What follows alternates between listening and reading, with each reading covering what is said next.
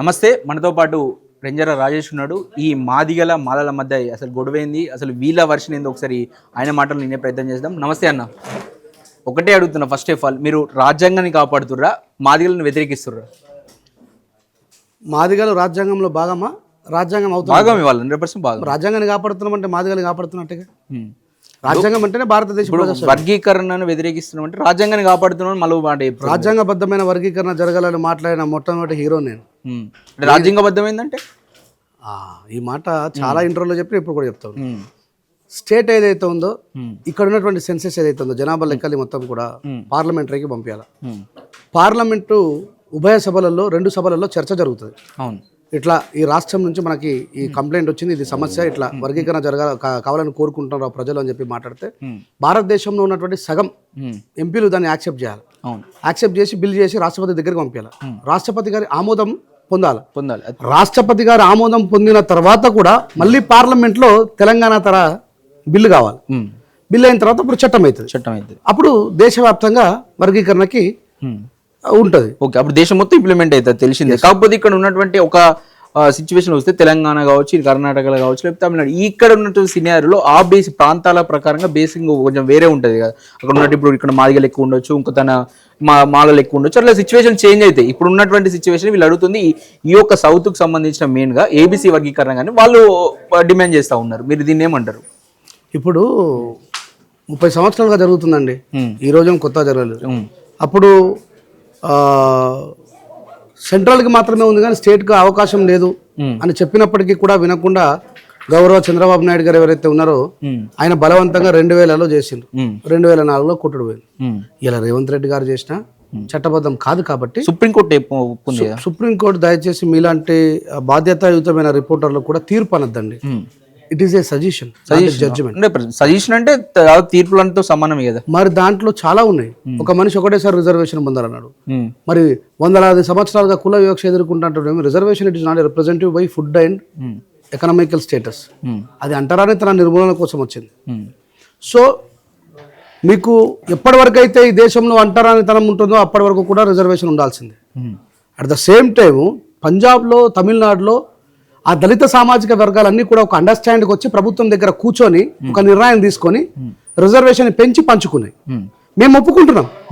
ఒక అంబేద్కరిస్ట్ గా రెంజల్ రాయేష్ ఒక మాలగా నేను మందకృష్ణకి సపోర్ట్ గా ఉంటూ ఆయనతో పాటు నేను చెప్పిన మాల మాదిగలం కలిసి కూర్చొని మేధావులందరూ కలిసి నిర్ణయం తీసుకొని మనం మాల మాదిగా బహిరంగ సభ పెట్టి రేవంత్ రెడ్డి గారిని పిలుచుకొని పెంచుకొని పంచుకుందామని అన్న. కానీ he's not going to accepted it. ముందు ఏబిసిడి వర్గీకరణ జరిగిన తర్వాత సంగతి చూద్దామన్నారు. మరి కానీ అని చెప్పి నేను కూడా సపోర్ట్. నన్ను చాలా మంది మోసం చేసిర్రు, అందరు హామీలు ఇచ్చిర్రు. గతంలో టీడీపీ చంద్రబాబు నాయుడు ఇచ్చిండు, వైఎస్ఆర్ ఇచ్చిండు, వీళ్ళందరూ నమ్మి మోసం చేసిండు, అందుకే నేను ఇంకోసారి నమ్మాలి తెలుసుకోలేదని చెప్పేసి ఒక మాట అంటుండే కదా. అరే భారతదేశంలో అందరికంటే పెద్ద మోసగాడు నరేంద్ర మోడీ గారండి. నా స్టేట్మెంట్ మళ్ళీ చెప్తున్నా. 120 కోట్ల జనాభాలో ఆయన ఎన్నికల ప్రచారంలో ఏమన్నాడు? 0 అకౌంట్ బ్యాలెన్స్ తీయండి, జన్ ధన్ యోజన పేరు మీద మీ ఖాతాలో 15 లక్షల నల్లధనాన్ని తీసుకొచ్చిన తర్వాత ప్రతి వ్యక్తికి 15 లక్షల రూపాయల నల్లధనాన్ని వేస్తారని చెప్పిండు. ఏం చేసిండండి? 120 కోట్ల జనాభాని మోసం చేసిండు మోడీ గారు.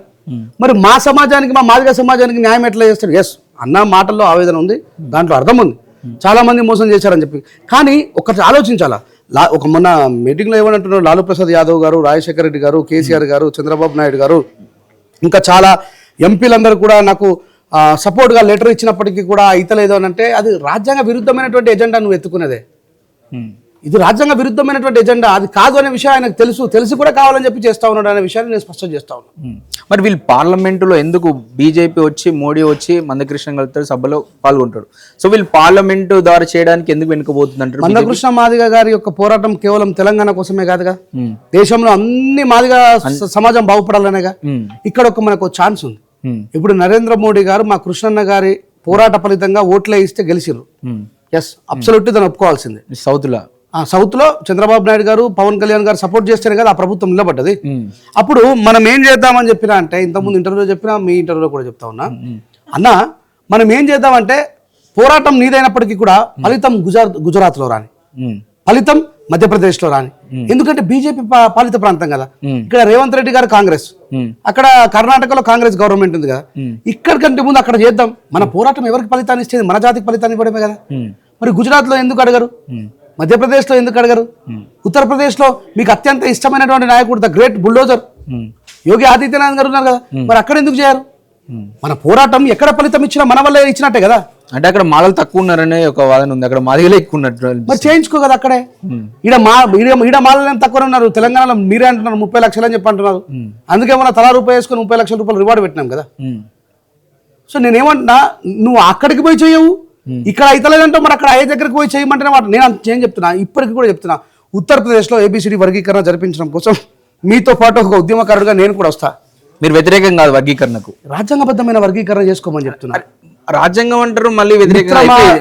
నువ్వైనా నేనైనా రాజ్యాంగాన్ని వ్యతిరేకిస్తే జైలు పాలైతామా కామా? ప్రతి ఒక్కరూ రాజ్యాంగబద్ధంగానే ఏది జరగాలన్నా ఈ దేశంలో రాజ్యాంగం మరి ఎందుకున్నది? మనం ఇష్టం వచ్చిన నిర్ణయాలు తీసుకుంటే పార్టీ నిర్ణయాలను యాక్సెప్ట్ చేస్తే రాజ్యాంగం ఎందుకు? రాజ్యాంగం పేరిట ఏబీసీ వర్గీకరణ అడ్డుకుంటారా మీరు? అరే రాజ్యాంగం అడ్డుకుంటుంది, మేము అడ్డుకుంటుంది. నేను మొన్న 17 సంవత్సరాల క్రితం వచ్చిన, 30 సంవత్సరాల క్రితమే నీ ఉద్యమం ఫెయిల్ అయింది కదా. నువ్వు ఎత్తుకునే ఎజెండానే తప్పని చెప్తున్నా. మరి చంద్రబాబు నాయుడు గారు నేను అడ్డుకున్నానా? మాట్లాడితే వివేక్ వెంకటస్వామి గారి ఫ్యామిలీ అడ్డుకుంటే, ఒక ఫ్యామిలీ అడ్డుకుంటే ఇంటదా రాజ్యాంగం? నీ మాదిగ సమాజమే ఉత్తరప్రదేశ్లో అడ్డుకుంటుంది, నీ మాదిగ సమాజమే బీహార్లో అడ్డుకుంటుంది, నీ మాదిగ సమాజమే మధ్యప్రదేశ్లో అడ్డుకుంటుంది. ఈ మాట ఎప్పుడైనా చెప్పి ఆయన విన్నారా మీరు? ఉత్తరప్రదేశ్ మాదిగలు అడ్డుకుంటున్నారు, బీహార్ మాదిగలు అడ్డుకుంటున్నారు, మధ్యప్రదేశ్ మాదిగలు అడ్డుకుంటారు అని చెప్పి అనంగా విన్నారు ఎప్పుడైనా?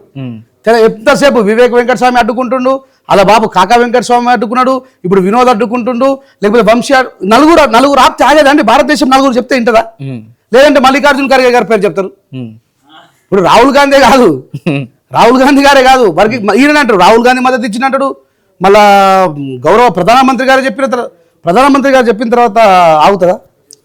మరి చేయమంటున్నాం. నేను కూడా ఈ పంచాయతీ ఒడగొట్టన్నా, మనం కలిసి ఉద్యమాలు చేయాల్సినవి చాలా ఉన్నాయి.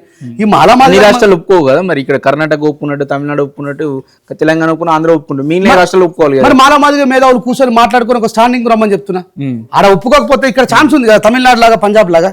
మరి ఈ లొల్లు ఎందుకు? మాలలను తిట్టుడు ఎందుకు? మాలలను సైకోలను ఎందుకు? అంత బంద్ చేసి పిలు. నువ్వు ఇప్పుడు ఎట్లాగైతే ఏ బీసీ మేధావుల దగ్గరకు పోయి నాకు మద్దతు అంటున్నావో, మాలల దగ్గరికి పోవన్నా. అరే మనం కలిసి కూర్చున్నాం రా, వర్గీకరణ జరగడం అవస్థ అవుతున్నది. బీహార్ మాదిగలు చెప్పుతాను కొట్టేటట్టున్నారు, మధ్యప్రదేశ్ చెప్తాను కొట్టేటట్టున్నారు, ఉత్తరప్రదేశ్ ఎందుకంటే చెప్పాలి, ఎందుకంటే మనం తయారు చేసినా కదా చెప్పు దాంతో కొట్టేటట్టున్నారు. ఇంకా ఇక్కడ తెలంగాణలో నీకు ఎక్కడి నుంచి మాదిగ సమాజం లాభపడడం కావాలిగా? తెలంగాణలో మాల మేధావులు మాదిగ మేధావులు కూర్చొని రేవంత్ రెడ్డి గారి దగ్గర పోయి సార్ 15 నీకు నిజంగా తెలంగాణలో సెన్సెస్ ప్రకారం మాదిగ జనాభా ఎక్కువ ఉంటే మాదిగ జనాభాకి ఎక్కువ రిజర్వేషన్ ఇవ్వాల్సిందే. ఒక అంబేద్కర్ గా నేను చెప్తున్నా, మాదిగలు ఎక్కువ ఉన్నాక మాలో ఎక్కువ రిజర్వేషన్ ఉండాలంటే జనాభా దామాష ప్రకారం ఎవరికి చెందాల్సింది వాళ్ళకి చెందాలని చెప్తున్నా. దానికోసం కలిసి పోరాడదాం అంటున్నా. ఆయనకు ఫస్ట్ అక్కడ ఏబిసిడి వర్గీకరణ కావాలంటున్నా. అవుతుంది, బలవంతంగా అయితే చంద్రబాబు నాయుడు గారు చేసినట్టే పాపం రేవంత్ రెడ్డి గారు ఓటర్లు చేసిన ఇన్ఫ్లుయెన్స్ కి భయపడి చేయాల్సిందే. తర్వాత కొట్టుడు పోతుంది, అప్పుడు వస్తా అంటారు. ఇక ఇప్పుడు నేను ఏమంటున్నా, ఒకవేళ వాళ్ళకి కరెక్ట్ కాకపోతే ఏం కాకపోతే అది చట్ట ప్రకారం ఏం కావాలన్నా అది అడుగుతుంది కోర్టులు, లేకపోతే ఏవైనా వస్తాయి కావచ్చు, ఎవరైనా వస్తాయి. కానీ మీరెందుకు మాట్లాడుతున్నారు మాదిగలు వాళ్ళ అని చెప్పి, మాలలు ఎందుకు మాట్లాడుతున్నారు అని చెప్పేసి క్వశ్చన్ వస్తుంది. ఇక నేను మాట్లాడాల్సిన అవసరం ఏముంది? మేము వాళ్ళ వ్యతిరేకంగా డిసెంబర్ 1వ తారీఖు నాడు మాలల సింహగర్జన జరిగిందండి. ఇకపై రాజ్యాంగ రక్షణ సభలు జరగబోతున్నాయి. మాలలు ఏకం కావడం చట్టం విరుద్ధమేం కాదు. మీరు ఒక్కరే ఉన్నారా? ఇప్పుడు ఇక్కడ వచ్చేది ఏంటంటే మాదిగలకు లాభం పొందుతా అంటే మాలలే వస్తారు, మాలలే అద్దుకుంటారు. ఇంకా చాలా రాజ్యాంగాలు కాబట్టి చాలా సామాజిక వర్గాలు ఉన్నాయి, సో ఇది సొసైటీలు ఉన్నాయి. ఇది రాజ్యాంగ విరుద్ధం అండి. అదే మీరెందుకు మాట్లాడాల్సిన అవసరం ఏమి? నేను ఎందుకు మాట్లాడానండి? నేను పంజాబ్ రైతుల దగ్గర నుంచి భూమి గుంజుకుంటానప్పుడు నేనే మాట్లాడినా, ఎన్ఆర్సీ పేరు మీద ముస్లింలను బయటకు వెళ్ళగొడుతున్నప్పుడు నేనే మాట్లాడినా, రాజ్యాంగబద్ధ వ్యతిరేకమైన దేనికైనా నేనే మాట్లాడినా, ప్రియాంక రెడ్డిని అత్యాచారం చేసి హత్య చేసినప్పుడు నేనే మాట్లాడినా, అక్కడ హిందువుల పేరు మీద మా దళిత హిందువులను మాల వేసుకున్నటువంటి హనుమాన్ స్వాములు కొడితే నేనే మాట్లాడినా. I'm the representative of this community, I'm belongs to, I'm Indian constitution. నేను ఒక ప్రథమ పౌరుణ్ణి, దట్ ఈస్ మై రెస్పాన్సిబిలిటీ. నేను ఒక ఉద్యమకారుణ్ణి, నాకు ఇదే మాట్లాడాలి ఇది మాట్లాడదని నిర్ణయించే శక్తి ఎవరికి లేదు. నేను ఏమంటున్నా, మందకృష్ణ గారిని మీరు తీసుకుపోతున్న నిర్ణయాధికారం ఏదైతుందో అది పూర్తిగా తప్పు. ఇప్పటికీ కూడా చెప్తా ఉన్నా, రాజ్యాంగ విరుద్ధమైనటువంటి చర్య కాబట్టి 30 సంవత్సరాలుగా కాలేదు అని చెప్తా ఉన్నా. అంటే రాజ్యాంగం పేరు చెప్పి మాదిగల మీద కొంచెం కక్ష పెట్టుకున్నారు అని చెప్పేసి ఇంత మాట మాట్లాడుతున్నావు మిత్రమా. మొన్న మాదిగ హెడ్ మాస్టర్ ని ఒక పోరాడు కాలం మొక్కిపించినప్పుడు ఏం బిక్కిరివా ఇక మాట్లాడుతున్నావు. ఇప్పుడు ఏం చేసిరు వీళ్ళంతా? ఏడవైపు అన్నారు. ఈ గలాలను ఎటువైనాయి? ఎవడు మాట్లాడలే? అటు మన మాదిగ బిడ్డ కాదా? ఒక గవర్నమెంట్ టీచర్ ని, అఫీషియల్ ఒక హెడ్ మాస్టర్ గారిని, గురు బ్రహ్మ గురు విష్ణు గురు దేవో మహేశ్వర గురు సాక్షాత్ పర బ్రహ్మ తస్మై శ్రీ గురవే నమః అనేటువంటి ఈ హిందూ దేశంలో ఒక మాదిగ టీచర్ ని ఒక పిల్లగాడి కాలు మొక్కిపించినప్పుడు మందకృష్ణ ఈయన మాదిగల లీడరా? నువ్వు అంటున్నావు కదా రెంజల్ రాజేష్, నువ్వు మాదిగల మీద కక్ష అంటున్నావు కదా. నేను మాట్లాడినా, ఈయన మీడియా సమక్షంలో నుంచి అవమానపరిచి వెళ్ళగొట్టిన ఎన్ఎన్ మీడియా మాట్లాడింది. మరి ఈ లొక్కలు పాట పాడలేదు. మీరు అన్నదమ్ములో కలిసి ఉండేటోళ్ళు మీ